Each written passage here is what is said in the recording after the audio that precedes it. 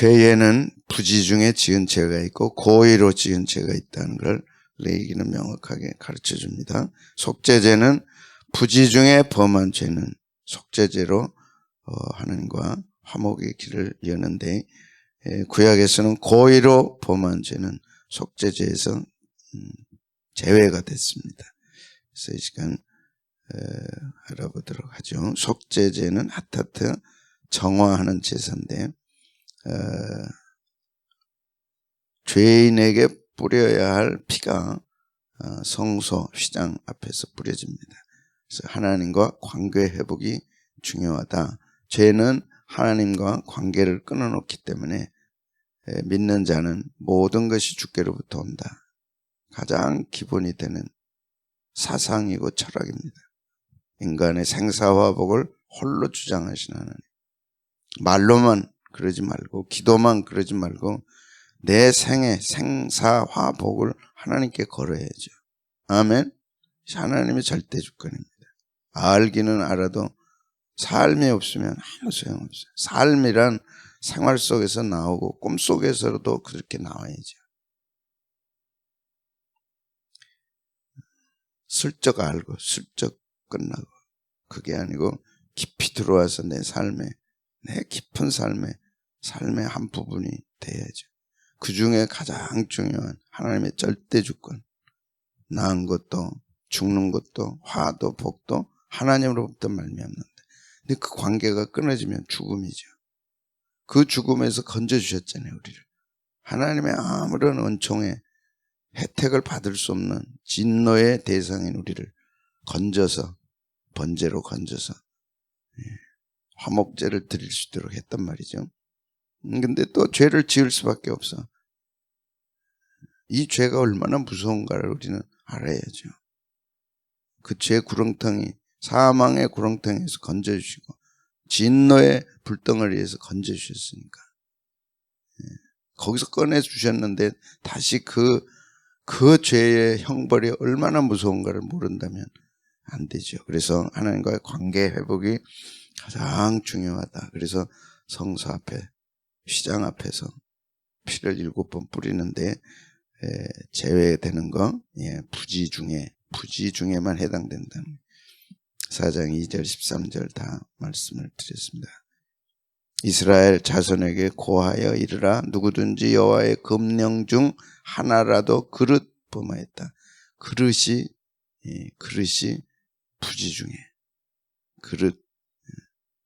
부지 중에 범했다.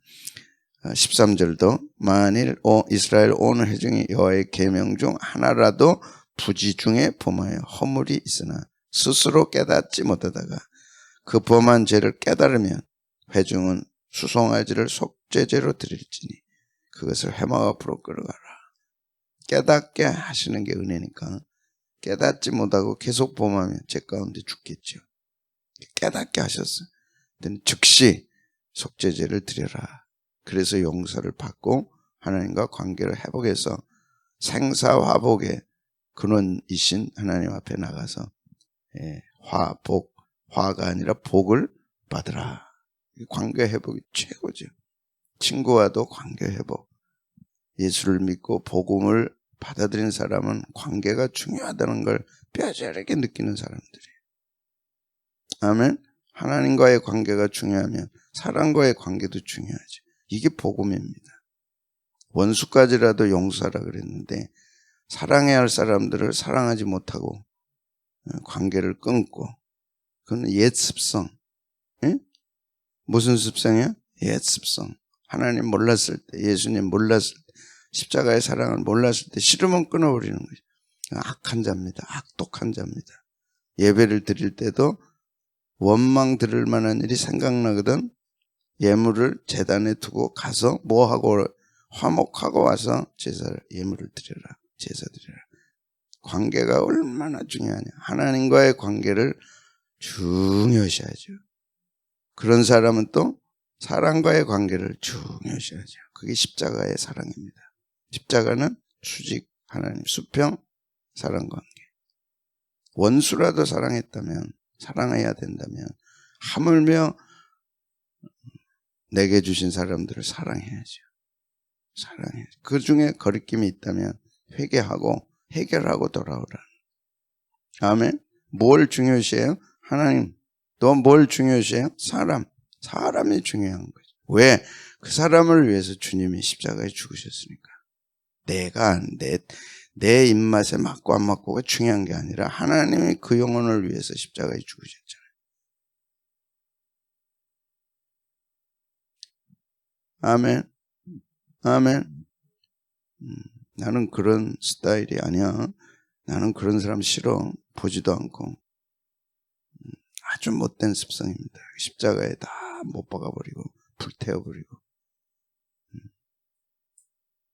하나님과 화목한 사람은 사람과도 화목해야죠. 그것이 하나님이 명하신 명령입니다.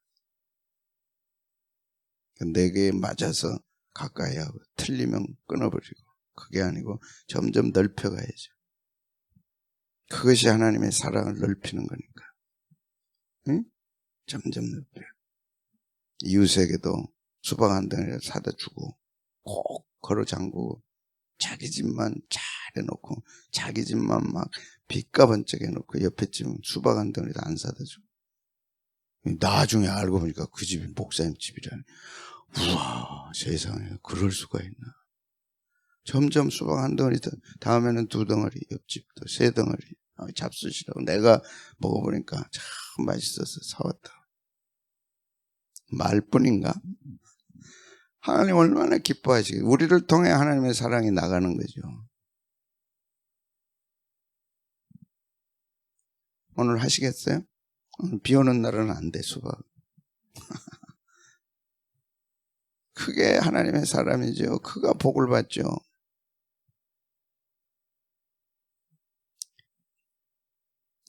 만일 이스라엘 온 회중이 여호와의 계명 중 하나라도 부지 중에 범하여, 부지 중입니다. 다 허물이 있으나 스스로 깨닫지 못하다가 그랬어요. 자, 출애굽기 21장 12절에서 14절. 사람을 쳐 죽인 자는 반드시 죽일 것이나 만일 사람이 계획한 일이 아니라 나 하나님이 사람을 그 손에 붙이면, 나 하나님이 그 사람을 손에 붙이면 내가 위하여 한 곳을 정하려니 그 사람이 그리로 도망하라. 계획해서 죽인 것이 아닌 것. 부지 중에 어쩌다가 죽인 사람은 도망해서 살 길을 열어주셨어요. 출애굽기 21장에. 이것이 무슨 죄겠어요? 부지 중에 범한 죄. 어쩔 수 없이 범했을 때는 도망해라. 그리고 가나안 땅에서는 이것이 도피성이 됐습니다. 그래서 동쪽에 3개의 도피성, 서쪽에 3개의 도피성을 6개를 만들어 놓고, 부지 중에 죄를 범한 사람이 이제 상대방이 죽이려 하면 이리로 도망가서 살 길을 열어줬어요. 누구한테 열어줬어요? 부지 중. 죄는 사망이고 죽음입니다. 우리가 잊어서는 안 돼. 거기서 우리가 건짐을 받은 거죠. 사람이 그 이웃을 짐짓 못하라 했으면, 짐짓 못하라 했으면, 고의로 죽였으면 너는 그를 내 단에 서라도 잡아 내려 죽일지라. 단에 서라도. 단은 뭐겠어요? 예배 드리는 곳에서라도 끌어내려서 어떻게 하라? 죽이라. 짐짓이 고의로. 하나님 그런 예배 안 받으신다는 거죠. 딱 버티고 앉아있어, 단에. 제사 드린다고 있어. 끌어내려 죽여.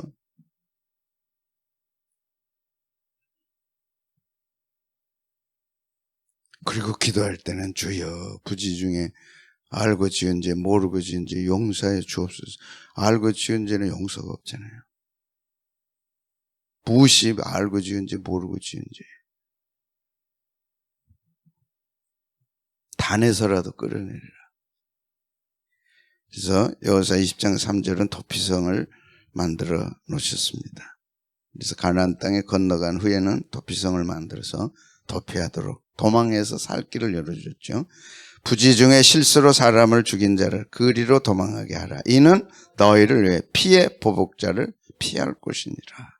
이것이 결국 예수님의 그림자죠. 도피성은 예수님의 그림자입니다. 누구든지 주께로 가면 주님이 용서해 주시고 피난처가 되어 주시죠. 그리할지라도 내 마음속에는 죄 용서함에 감사와 기쁨과 결단이 있어야죠. 죄는 죽음을 가져오니까 항상 거기서 구원받았다 할지라도 이제 끝났어 나는 죄하고 상관없어가 아니라 평생 죽는 순간까지 우리는 죄와 더불어 살잖아요. 그러니까 죄에 대한 각성이 늘 있어야 된다. 짐짓 죄를 범하면 단에서라도 끌어내려 죽이라. 죄를 얼마나 멀리 하신 하나님, 죄하고는 먼지만한 것도 함께 하실 수 없는 거룩하신 하나님, 영광스러운 하나님이시다는 걸 이렇게 강조하고 가르치십니다. 고의적으로 범한 죄들이 쭉 나옵니다. 민수기 35장 16절에서 21절. 자, 시작. 만일 철 연장으로 사람을 쳐 죽이면 이는 고살한 자니 그 고살자를 반드시 죽일 것이요. 만일 사람을 죽일 만한 돌을 손에 들고 사람을 쳐 죽이면 이는 고살한 자니 그 고살자를 반드시 반드시 죽이라. 근데 예수님은 철 연장을 안 들었어. 마음에 저는 나쁜 놈, 좀 죽었으면 좋겠다. 그는 살인자다 그랬어요. 신약은 훨씬 더 높아요. 수준이. 철연장 가지고 죽이려고 해야 고살자인데 철연장을 안 들었어. 속에 철연장을 숨겼어. 내 마음속에. 아이고 죽어버리지 왜 안 죽고 저러냐. 왜 살아가지고 저러냐. 죽어버려라. 가다가 죽어라. 나가라. 형제를 나가라 하는 욕한 자는 이미 마음에 살인했다. 아멘. 이미 넌 살인자야. 마음에 그래도 구약은 철연장으로 해야 되지만 신약에 와서는 그게 아니죠. 마음에만 품어도 형제를 나가라고 욕한 그 욕을 해도 살인하는 자. 음행을 범해야 구약에는 죄였지만 신약에는 마음에 음행을 품기만 해도 이미 간음한 자라 그래요. 왜? 내 안에 성령님이 계시니까. 수준이 훨씬 높은 거예요.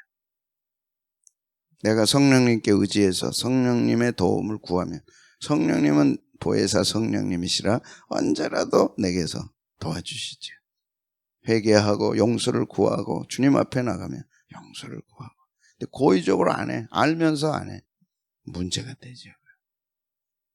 구약의 사람들은 보혜사 성령님이 안 계셨어. 가르쳐주지를 못해. 사람이 가르쳐요. 신약에는 내 안에서 보혜사 성령님이 계속 너 그러지 마. 가르치시죠. 주의 종을 통해서 말씀을 늘 얘기하죠. 왜 내가 주의 종을 강조하느냐. 목사님이라고 하면 사람으로 평가해버려. 주의 종이라 해도 하나님이 세우신 주의 종이란 인식이 없어요. 늘 그냥 설교야. 설교라고 부르지 말고 주의 말씀이라고 불러라. 오죽하면 그러겠어요. 설교 들으러 오지 말고 주의 말씀 받으러 오라. 그냥 막 계속 설교 설교는 기술이거든요. 기술로 주의 말씀 전하겠어. 그게 아니죠. 주의 말씀을 받아서 주의 말씀을 전해야지. 그게 주의 종이지. 아멘. 아멘. 목사님이 기쁠 때가 언제인 줄 아세요? 목사님과 같은 용어를 진심으로 쓸 때 목사님 기쁜 거예요. 그 얘기는 뭐냐? 하나님이 주의 말씀을 사람들이 자기 것으로 받아서 쓸 때 기쁜 거예요. 하나님은. 아, 네가 비로소 내 자녀구나. 자녀란 아버지 부모를 닮아가는 거고 부모의 용어를 쓰는 거예요. 집에서 부모의 용어를 쓰는 거예요. 부모가 잡순 걸 좋아할 수밖에 없고 그건 엄마 아빠 양식이고 나는 내 양식 따로 주세요. 그건 너무 나쁜 놈이죠. 부모가 좋아하는 걸 좋아하고 부모가 먹는 걸 같이 먹고 그게 자식이고 식구죠. 목사님이 중요하게 여기는 용어를 안 쓴다는 거는 그건 심각한 문제가 있는 거예요. 이해되면 하면 그거는 목사님의 양이 아니라는 뜻이에요. 목사님이 어떤 용어를 강조하고 어떤 말씀을 강조하고 그 진심으로 받아들인 사람들은 기도에서 나오고 평상에 나오고 자기도 모르게 나오고 내 영이구나. 아멘. 그래서 조영기 목사님이 한참 뜰 때 다 조영기 목사님 닮아요. 미스맨가 다 그랬어, 교인들이 다. 왜? 그만큼 좋아하고 사랑하는 거예요. 따라하지 않으면 사랑하지 않는 거예요. 사랑하면 따라해. 그래서 예수님이 나를 따라오너라. 아멘. 중요한 거예요. 중요한 겁니다. 주님은 그것을 보는 거예요. 네가 나를 따라오느냐. 따라온다면 따라서 해야죠. 따라오라. 시작. 따라가자. 따라하자. 다 같은 거예요.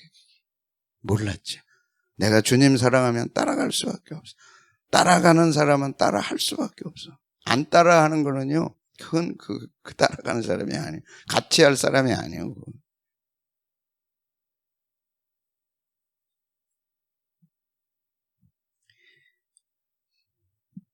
만일 사람을 죽일 만한 나무 연장을 손에 들고 사람을 쳐 죽이면 이는 고살한 자니 그 고살자를 반드시 죽일 것이니라.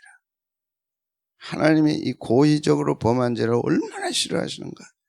확실히 알고 또 알고 또 알아야 돼. 어쩔 수 없이 범한 죄가 아니라 고의가 들어간 거.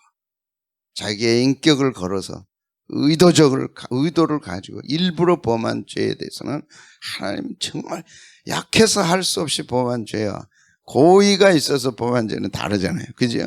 우리가 알잖아요. 그래서 피를 보수하는 자가 그 고살자를 친히 죽일지니 그를 만나거든 죽이라. 만일 미워하는 까닭에 밀쳐 죽이거나 속에 미움이 있어 살짝 밀쳐서 죽였어. 기회를 엿보아 무엇을 던져 죽이거나. 기회를 엿보는 사람 하나님이 아주 싫어해. 기회를 엿보는 사람. 왜? 뱀이 기회를 엿봤거든. 에덴 동산에서 뱀이 기회를 엿봤어. 어디에 나와요 그게? 둘이 아담과 하고 붙어 다닐 때는 기회가 없었어. 아담이 어디 잠깐 비운 사이 거기 기회거든. 딱 찾아와가지고 하와야 하나님이 뭘 하시더냐. 거기에 걸려든 거래. 뭘 봤어요? 기회를 엿본 거예요. 하나님이 가장 싫어하는 거는 기회를 엿보아서 하는 범한 죄. 가장 싫어해. 아멘. 가장 싫어해. 기회를 엿보아 무엇을 던져 죽이거나 원한으로 인하여 손을 쳐 죽이는 기회, 원한. 마음에 다 품는 거예요. 기회를 엿보고 원한을 가지고 손으로 쳐서 죽이면 그 친자를 반드시 죽일 것이다. 이는 고살하였습니다. 피를 보수하는 자가 그 고살자를 만나거든 죽일지. 오늘 엿보지 마세요. 오늘 원한이 있으면 십자가에서 다 녹이고 풀어버리는 게 새벽기도 해. 다 풀어버리고 십자가로 다 풀어버려. 품지 말자. 아멘. 원한을 품지 말자. 그래서 섭섭막이라 그러잖아요. 섭섭막이. 섭섭할 이유가 뭐 있어요? 죽었다가 살아났는데. 거기서부터 문제가 되는 거예요. 섭섭하다는 거는 자기가 주인이라는 거죠. 주님이 내 안에 오셔서 주님이 내 주인이신데 무슨 섭섭한 게 있어요? 살려주신 것만도 얼마나 감사한데. 뭘 섭섭해요? 뭘 했다고 섭섭하냐? 죽을 자리에서 건져주셨는데.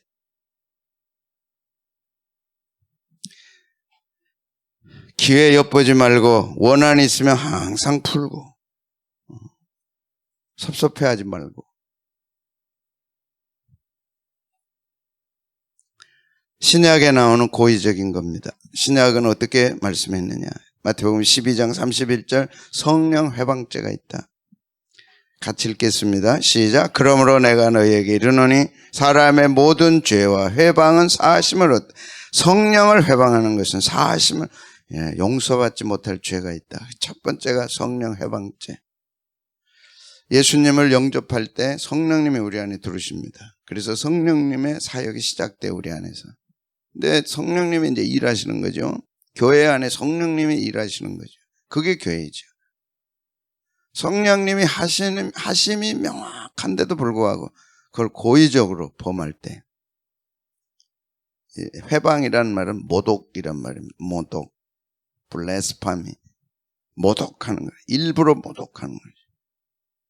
용서가 안 돼요. 그래서 신약에도 용서받지 못할 죄가 있는 거예요. 성령님이 분명히 하셨는데 고의로 그걸 부인하고 모독할 때 용서받을 수. 무슨 죄가 용서 안 돼요? 성령 해방. 무슨 죄를 범하지 말아야 돼요? 성령 해방죄. 절대 범해서는 안 되죠. 그러면 성령님이 일하실 수가 없어요. 성령님이 일하시지 않으면 신앙생활은 멈추죠. 거기서 끝나죠. 그래서 예수 안 믿는 사람들이 성령님이 계속 마음을 두드리는데 그걸 거절하기 때문에 성령님이 들어갈 수 없죠. 그래서 구원을 못 받는 거예요. 말씀을 들어도 성령님이 깨닫게 해야 내 안에, 성령님이 깨닫게 해야 말씀이 떨어져서 은혜가 되고 자르고 자라서 또 열매가 맺히는데 그 성령님을 차단해 버리니까 성령님이 아무것도 하실 수 없죠. 그러면 신앙생활은 끝나는 거죠. 성령님이 아무것도 안 하시면 우리는 나 혼자 할 수 있는 건 아무것도 없어요. 찬송을 불러도 맛이 없고 기도를 해도 답답하고 성령님의 역사가 끝났으니까 그거는 용서가 안 된다.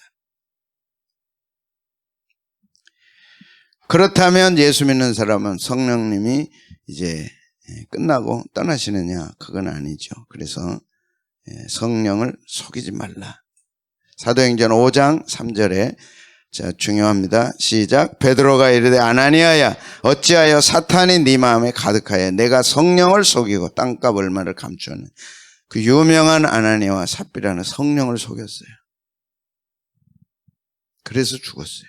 그러니까 용서받지 못할 죄가 있다는 거죠. 생생하게 내 안에 성령님이 살아계시는데 그걸 알면서도 속였어요. 성령 해방죄와 성령을 속인 죄는 용서가 안 되는 거죠.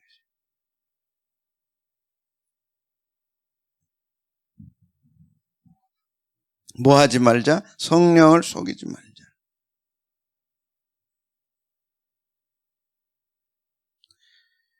그리고 이제 에베소 4장 30절은 성령을 근심하게 하지 말라.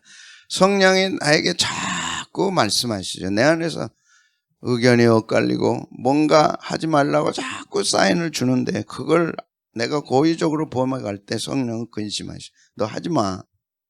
하지 마. 하지 마. 하지 말라니까. 그럼 내가 불편한 거네.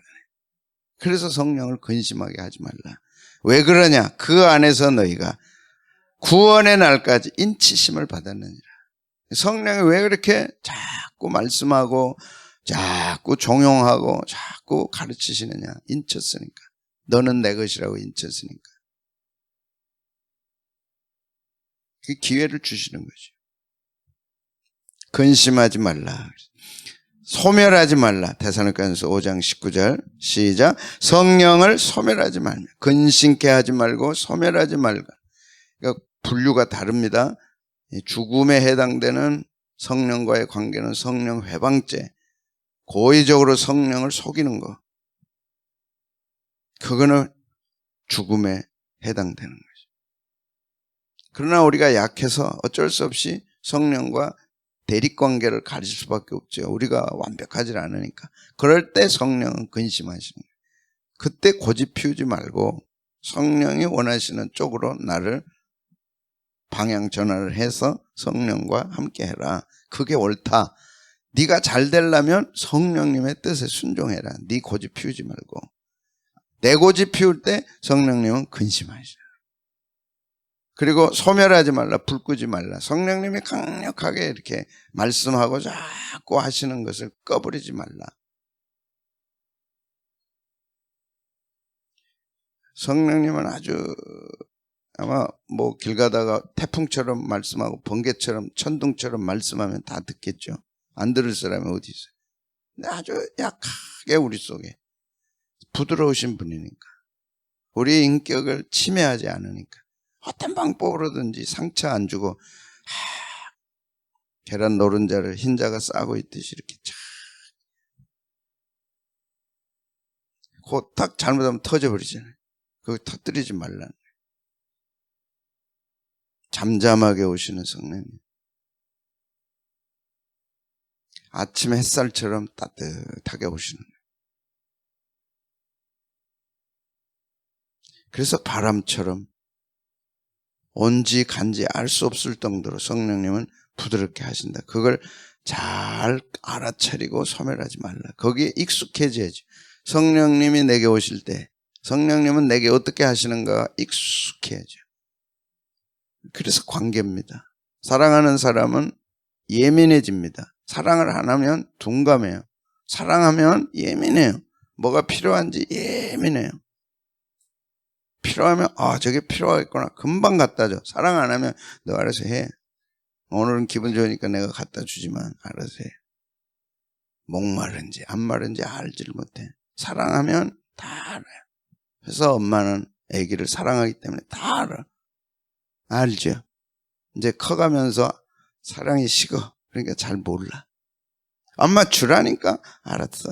이제 그때야 주는 거죠. 성령님은 우리가 그래서 사랑하라. 첫사랑을 회복하라. 성령님도 민감하게 오시지만 우리도 하나님께 민감해야 돼. 민감해야 돼. 어떤 사람은 고집이란 뭐냐? 계속 자기만 주장하는 거예요. 계속 자기만 주장하는 거예요. 소멸하지 말라. 너 주장하지 말고 성령님께 나아가고 성령님이 기뻐하는 걸 해라. 그걸 꺼버리면 안 된다. 어떻게 되냐? 꺼버리면 이게 뭐야? 끄다, 진화하다, 억누르다. 소멸하지 말라는 거는 꺼버리는 거죠. 진화, 소방차가 불 끄듯이 꺼버리는 거예요. 억누르는 거예요. 그러지 말라. 자꾸 습관화가 되면 이제 이런 일이 일어납니다. 디모데전서 4장 2절 양심의 화인을 맞아버려요. 화인 맞는다는 거는 노예들에게 도장을 찍는 거죠. 그래서 너 하나님 말씀을 계속 안 들으면 사탄이 양심에 자기 거라고 도장 찍어줘. 그래서 마귀에게 틈을 주지 말라. 성령님께 불순종하면 마귀가 그 틈을 가지고 와서 도장 찍어. 너는 내 거라고.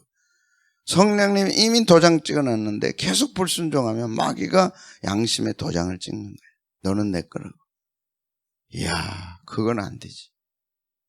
절대 안 되지. 그래서 근심케 하면 안 되고 소멸하면 안 되는. 자, 디모데전서 4장 2절 시작. 자기 양심이 화인을 맞아서 외식함으로 거짓말을 하는 자들이라. 겉은 색깔이 신앙 색깔이 있어. 속은 하나도 없어. 뺑기칠한 거예요. 그럴듯해. 속에 들어가면 하나도 없어. 양심에 화인 맞은 사람이야.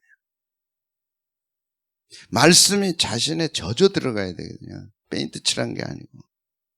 말씀과 내가 하나가 돼야죠. 그래서 피와 살이 된다 그러잖아요.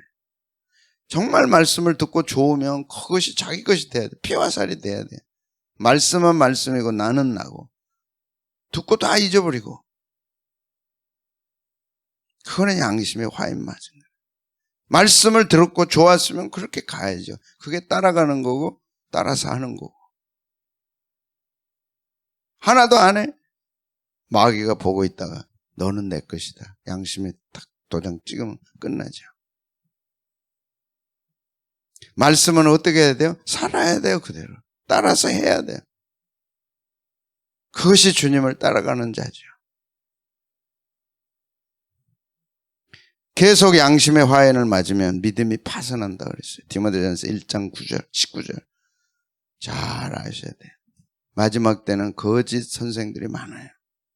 그래서 우리 곁에 얼마나 조잘되는 사람들이 많은지 몰라요.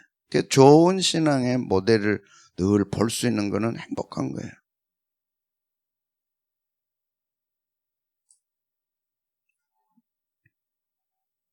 양심의 화인 맞으면 결국 디모데전서 1장 19절은 믿음이 파산한다. 믿음과 착한 양심을 가지라. 믿음과 착한 양심은 같은 거죠. 믿음이 들어가면 양심이 착해지죠. 믿음이 들어가면 말씀을 받을 거고 말씀의 기경이 일어나면 그거는 착한 양심. 그래서 말씀의 열매를 맺는 똑같은 거죠.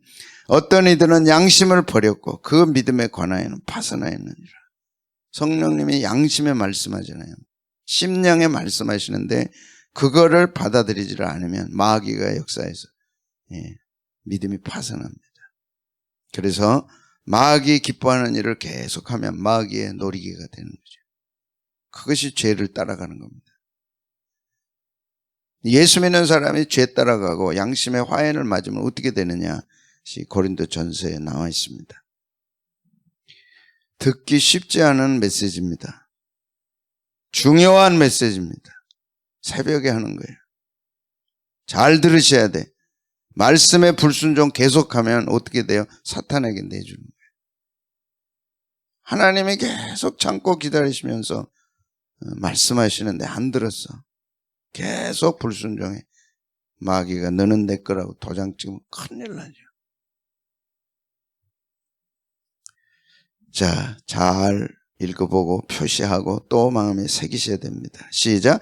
이런 자를 사탄에게 내주었으니 이는 육신은 멸하고. 이게 무서운 거예요. 이 땅 사는 날 육신이 멸해. 사탄에게 내줘서. 사탄이 그 육신 가지고 자기 마음대로 하는 거예요. 영은 주 예수의 날에 구원을 얻게 하려면, 한 번 구원받으면 취소가 안 되니까 영은 구원을 받지만 육신은 파멸당하는 거예요. 죄 가운데 사는 사람들, 예수 믿지만 죄 가운데 사는 사람들, 하나님의 말씀을 말씀으로 두렵고 떨고 받아야 되는데 계속 안 받아. 육신은 사탄에게 내주는 거예요. 계속 순종해. 하나님의 육신 지켜줘야 안 지켜줘요? 지켜주죠. 그 뜻 아닙니까? 육신도 지켜주시고 영혼도 지켜주시고 육신도 구원해 주시고 영혼도 구원해 주시고. 뭘 두려워해요? 조금 길었어 오늘. 그러나 이 메시지는 100번 들으세요. 녹음돼 있잖아요.